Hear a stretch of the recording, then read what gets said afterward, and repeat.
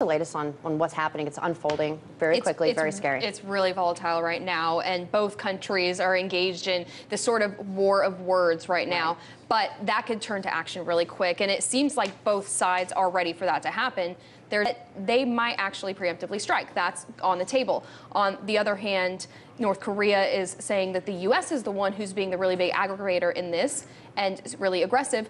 And the vice foreign minister went and interviewed with AP today and said that they are not against a preemptive strike on the United States because they feel like their presence there in the Korean Peninsula is really aggravating the situation. This is terrifying for a lot of people, and they're many hours ahead of us. They're going into the weekend towards this huge celebration. They tend to, and I think you and I have been talking about this today, they tend to do these sort of demonstrations on big national holidays. Always, always. They always have a big show of force, whether it's a ballistic missile or in this case could be their 6th nuclear test. They've been prepping for this moment. They're going to have a really big rally, but it is Saturday, so we are going to be looking hours into tonight for our end of things to see what happens right now, because yes, these celebrations along with these huge parades, you talked about posturing, that's what they do during these celebrations, and Trump has been really tough on North Korea with his talk and tweets.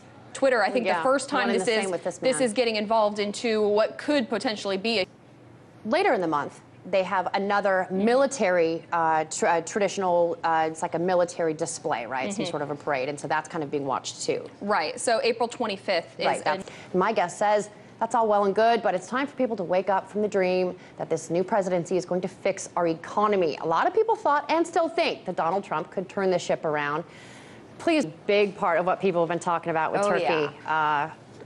And of course, there's the Kurds issue and the refugees. Yeah, just a few little issues. Just a little Nothing newer major. Problems, right? What happens if this goes through? What happens if it doesn't? I mean, what's the feeling there as far as what you can find out about, the consequences that people feel of this vote? So let's start with victory for either side here. However, if it's a no vote, that doesn't mean that Erdogan will not be able to eventually continue his quest for more power, because he holds a lot of leverage in the global fight against ISIS, and he has a lot of leverage when it comes to the EU because of the refugee crisis. So even if, this would be a temporary minor loss for him, it would minor setback, probably not much more than that.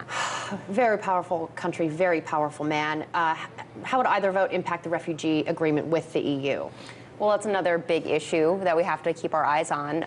Turkey's foreign minister said earlier today in a television interview that they're part of the bargain. They said, fine, we will give your citizens visa-free travel, but before we do that, you have to change your anti-terrorism laws for you, and we're probably not going to change our laws. Travel and try to push up our entry into the EU, or we're not going to have a deal anymore. So another thing is, if they do vote yes on this referendum, that will just feed more into Erdogan's power chain, and power vacuum it'll give him more ammo in the fight with the EU. So either way, it's a bad situation. But if they vote yes, it could really keep the EU's hands tied. Wow, dramatic situation unfolding there. Thank you so much, Bimbas Biancaficini. A United flight from Houston to Calgary had an altercation of a different sort with the Scorpion in business class. The venomous creature had the audacity to hide out in the overhead luggage compartment. Right around mealtime, it fell right out, landed on the man's hair, and then it went and landed on his tray table where it stung him. The guy is fine. Scorpion is no longer. That's all for now. Check out the show on YouTube, youtube.com/BoomBustRT. Thanks for watching. See you next time.